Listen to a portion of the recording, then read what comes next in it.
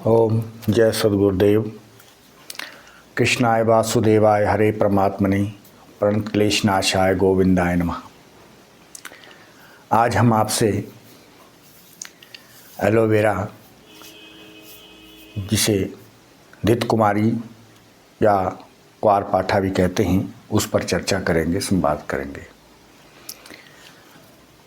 पिछले कई अंकों में, कई क्लिप में आपने देखा है कि हमने अलग अलग पौधों पर वीडियो बनाए हैं। वृक्षों की क्या महिमा है उसके बारे में बतलाते आ रहे हैं। चाहे तुलसी माँ हो, आंवला हो, वट वृक्ष हो या फिर कोई अन्य वृक्ष। बेलपत्र के बारे में भी आपको बतलाया था कि बेलपत्र की क्या महिमा है। तो आज हम एलोवेरा पर आप लोगों से चर्चा करेंगे।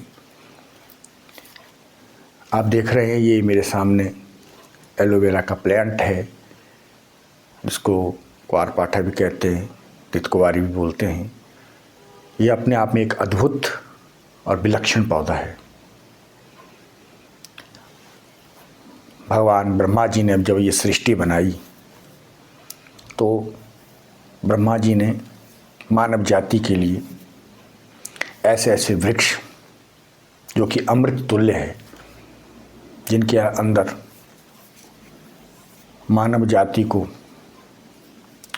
आरोग्य प्रदान करने की क्षमता है, शक्ति है। जी हाँ, उन्हीं दिव्य वृक्षों में एक मोस्ट प्लांट है जिसको कहते हैं एलोवेरा। आज एलोवेरा पर बहुत सी रिसर्चें हो रही है। बहुत से वैद और आधुनिक विज्ञान इस पर बहुत रिसर्च कर रहा है और इसकी जो गुणवत्ता है, इसमें जो गुण हैं, क्वालिटीज़ हैं, उस पर बहुत खोज हो रही है और लोगों को इसका लाभ भी मिल रहा है। आने वाला समय आयुर्वेद का होगा, आने वाला समय अध्यात्म का होगा और आने वाला समय ज्ञान का होगा, शांति का होगा। लेकिन इसके साथ ही साथ हमें विज्ञान का भी आदर करना है, करना ही होगा। और मेडिकल साइंस, उसका भी हम आदर करना चाहिए। और ज्ञान और विज्ञान को साथ लेकर के जब हम आगे बढ़ेंगे तो निश्चित रूप से मानव जाति का कल्याण होगा। एलोवेरा, जो कि अपने आप में एक महत्वपूर्ण औषधि है, दिव्य औषधि है, अमृत औषधि है, जिसमें बहुत सारे गुण हैं। जहाँ एक और ये धित कुमारी का पौधा अपने आप में आयुर्वेद के गुण अपने आप में समेटे हुए हैं, वहीं इसके अंदर दैविक गुण भी हैं।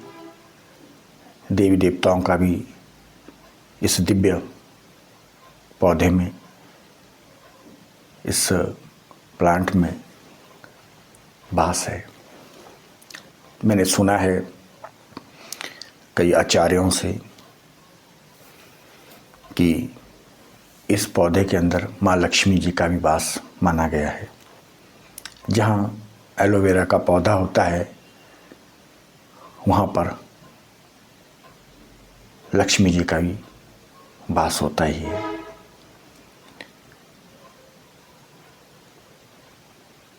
और यदि इसकी नित्य पूजा करें, प्रणाम करें, इस पौधे की परिक्रमा करें और इसके सामने बैठ कर के हम 5 मिनट माँ लक्ष्मी का ध्यान करें, उनका मंत्र जाप करें, तो निश्चित रूप से हमारे जीवन में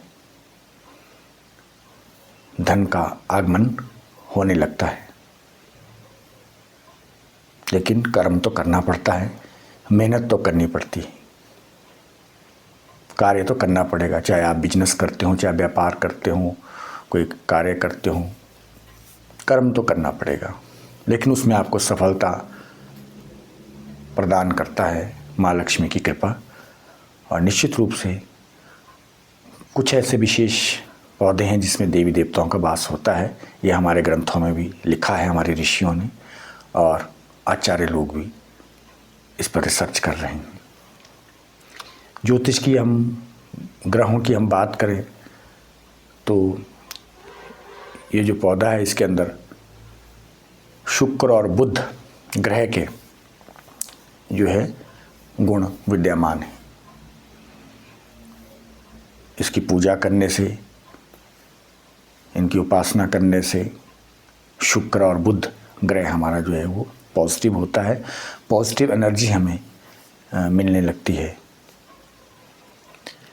तो आइए अब आयुर्वेद की दृष्टि से भी हम चर्चा करें कि ये जो एलोवेरा है, क्वारपाठा है, आयुर्वेद की दृष्टि से भी इसमें बहुत सारे गुण हैं।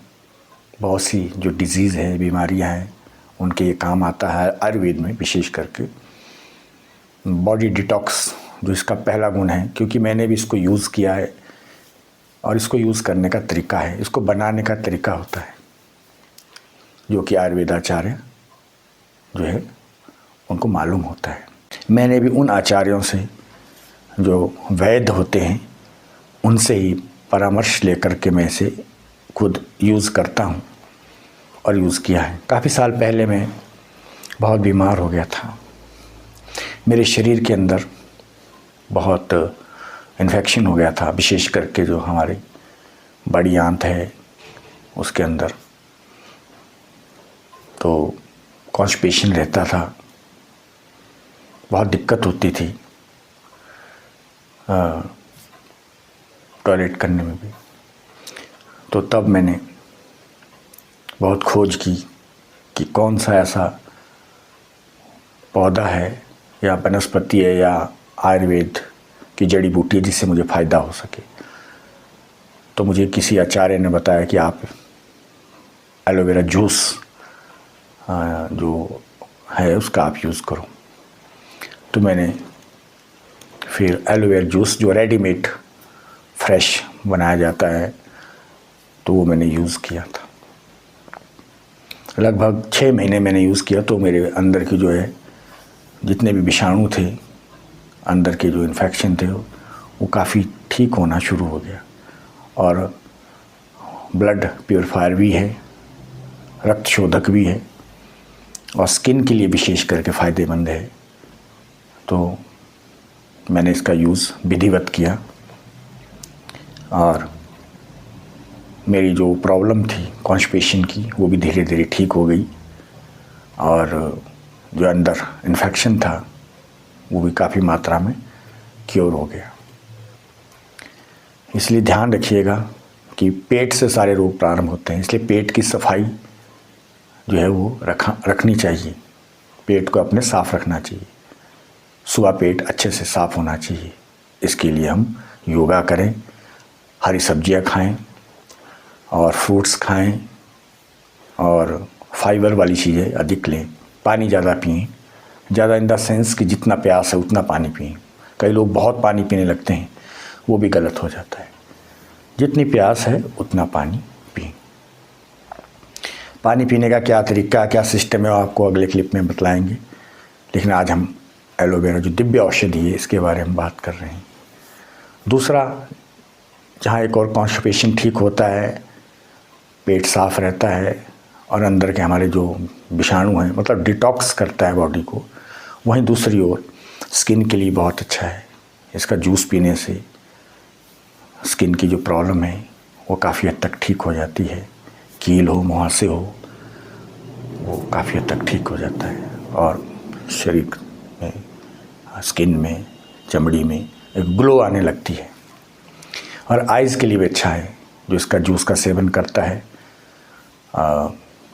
तो उसकी आइज़ में जो आइज़ प्रॉब्लम है वो भी ठीक होने लगती है। तीसरा, डायबिटीज़ के लिए अगर आपकी पहली स्थिति है, पहला स्तर है डायबिटीज़ का, शुगर का, तो इसका जूस पीने से और कुछ परहेज़ करने से जो है डायबिटीज कंट्रोल हो जाती है। काफ़ी ये मेरा अनुभव है। लेकिन यदि काफ़ी मात्रा में डायबिटीज़ होगी है तो आपको फिर अच्छे आयुर्वेदाचार्य से परामर्श लेना चाहिए और एक लंबा कोर्स इसका करना पड़ता है, और योगा प्राणायाम के साथ तो और ज़्यादा फ़ायदा देता है। लेकिन पहली अवस्था के लिए ये बहुत कारगर है इसका जूस एलोवेरा का। लेकिन अगर दूसरी, चौथी, तीसरी, चौथी स्टेज है डायबिटीज की, तो तब आपको मेडिसिन के बारे में सोचना पड़ता है, मेडिसिन लेनी पड़ती है। लेकिन अगर पहली अवस्था है किसी रोग की, तो वो आपके जो आयुर्वेदाचार्य डॉक्टर हैं उनसे परामर्श लेके आप ये दवा आयुर्वेदिक हर्बल्स मेडिसिन यूज़ कर सकते हैं, ताकि आपके शरीर में कोई साइड इफ़ेक्ट्स ना हो। तो इसी के साथ और भी कई प्रकार के बालों के लिए भी इसका जो है यूज़ होता है। हमारे जो बालों में डैंड्रफ वगैरह होता है उसको भी ठीक करता है इसका जो जेल है या रस है या जूस है। जूस तो, रस तो इसका ज़्यादातर पिया जाता है जो रेडीमेड्स जूस मिलता है, लेकिन फ्रेश हो, ये ध्यान रखिए। तो इस प्रकार से अंदर हमारे पेट के कई रोग ख़त्म करता है। स्किन के लिए अच्छा है, आइज़ के लिए अच्छा है, हेयर के लिए अच्छा है, और हमारी इम्यूनिटी, विशेषकर इम्यूनिटी बूस्टर का काम भी करता है, और रोग प्रतिरोधक क्षमता भी बढ़ाता है। और ये मेन 5-7 इसके मुख्य गुण हैं। इसके अलावा भी इसके बहुत से गुण हैं। यदि आप इस पर रिसर्च करेंगे, खोज करेंगे तो आपको लाभ मिलेगा। कई लोग इसका जो है यूज़ भी करते हैं, तोड़ते हैं, हमचे से काटते हैं, तो उसका यूज़ भी करते हैं। लेकिन सावधानी रखनी चाहिए, इसमें एक तो कांटे होते हैं, ये भी प्रकृति ने इसलिए रखा था कि इसको कोई पशु पक्षी ना खाए, चबाए, नष्ट ना करे, इसलिए इसमें कांटे भी होते हैं। और दूसरा, इसमें जो है कुछ जैसे धतूरा है, उसमें भी पॉइज़न होता है, तो इसके अंदर भी, इसकी जड़ में, तने में थोड़ा पॉइज़न होता है, तो उसको निकालने की विधि है उसकी निकालने की। वो अच्छे से सीख लें किसी आयुर्वेदाचार्य से, उसके बाद ही इसका यूज़ करना चाहिए। अनजाने में इसको यूज़ नहीं करना चाहिए, ध्यान रखिए। तो इस प्रकार से इस एलोवेरा का कई प्रकार के यूज़ है, आयुर्वेद में भी और दैविक रसायन विज्ञान में भी। रसायन विज्ञान के एक बहुत बड़े योगी मुझे अपने जीवन काल में मिले थे, जिनका नाम था स्वामी अमृतानंद जी। और मैंने देखा वो पारद विज्ञान की जो गुटिका होती है, पारे की गुटिका, कभी उस पर भी एक क्लिप बनाएंगे, पारद विज्ञान पर भी। तो पारद गुटिका और पारद शिवलिंग का निर्माण करके वो एलोवेरा के जो रस है, जेल है, उससे वो साफ़ कर रहे थे। और 5-10-15 मिनट में जो है वो इतना चमक गई वो गुटिका और वो शिवलिंग कि उसमें जो है बड़ा सुंदर लग रहा था, चमक आ गई थी। उसका जो ब्लैक हो गया था वो सारा साफ़ हो गया। तो आप समझ सकते हैं कि कितना मतलब है, हर चीज़ को फ्रेश कर देता, शुद्ध कर देता, साफ़ कर देता। तो फिर मैंने कहा था उनको कि महाराज जी, आप कुछ समय हमारे यहाँ रुकिए, रहिए और मुझे पारद विज्ञान और आयुर्वेद विज्ञान का ज्ञान दीजिए। लेकिन वो ज़्यादा रुके नहीं। उन्होंने कहा कि हमें हिमालय जाना है और अन्य कुछ योगी मंडल, साधक मंडल से मिलना है, उनकी कोई कॉन्फ्रेंस थी। तो वो 2 दिन रुके थे। तो तब मैंने उसमें देखा था उसमें कि वो कुछ प्रयोग कर रहे थे इसका, और दुर्गा सप्तशती का पाठ करते थे। उनके बैग में, झोले में दुर्गा सप्तशती का ग्रंथ रहता था। रसे रूपे स्पर्शे चाहे योगिनी, कुछ ऐसा श्लोक बोलते थे। तो निश्चित रूप से भगवती की ही स्वरूप है ये मूल प्रकृति के फिर पौधे, फूल, पत्ते, इसमें जो है भगवती का ही अंश विद्यमान होता है। तो एलोवेरा में बहुत से गुण हैं जो मुझे आज जितना मुझे मालूम था उतना मैंने बतलाया। इससे अलग भी बहुत से इसके यूज़ हैं, अलग अलग तरह से इसको यूज़ किया जाता है। पर ध्यान रखिए, आयुर्वेद आचार्य डॉक्टर की सलाह लेकर के इसका यूज़ करना चाहिए। अपनी मनमर्जी से इसका यूज़ कतई नहीं करें। किसी भी जड़ी बूटी का, हर्ब्स का, आयुर्वेदिक मेडिसिन का आप डॉक्टर से कंसल्ट करें और तभी आप इसका यूज़ करें सावधानीपूर्वक। तो इन्हीं शब्दों के साथ कहने को तो बहुत कुछ है। योगी अमृतानंद जी फिर वो चले गए। काश वो मुझे मिलते तो मैं बहुत और नॉलेज प्राप्त करता, ज्ञान प्राप्त करता आयुर्वेद और रसायन का, पार्थ विज्ञान का। लेकिन 2 दिन में भी 2 घंटे उन्होंने दिए थे, उसमें कितना कवर हो पाता। सो इसीलिए जैसा पहले कहा, इसमें लक्ष्मी का भी वास है, इसकी पूजा करनी चाहिए। इसको ज़्यादा से ज़्यादा, अंत में यही कहूँगा कि ज़्यादा से ज़्यादा पौधे लगाइए। कोई भी बड़े वृक्ष हैं, पीपल है, आंवला है, बिलपत्र है, रुद्राक्ष है, आम है, पाकड़ है, बट वृक्ष है और एलोवेरा, तुलसी है। एलोवेरा के खूब प्लांट्स लगाने चाहिए। अपने घर में भी लगा सकते हैं, पॉजिटिव एनर्जी देते हैं। इसको ईस्ट में या नॉर्थ में लगाना चाहिए, उस दिशा में पॉजिटिव एनर्जी देते हैं और सुख शांति देते हैं ये पौधे। इनमें शक्ति है, भगवान की शक्तियों का वास है। इनको बचाइए। इन्हीं शब्दों के साथ ओम नमो नारायण और अपने सद्गुरुदेव निखिल के चरणों में प्रणाम करता हूँ, जो कि आयुर्वेद के समुद्र हैं। उनके चरणों में बार बार वंदन। आपको भी बहुत बहुत साधुवाद। ओम नमो नारायण।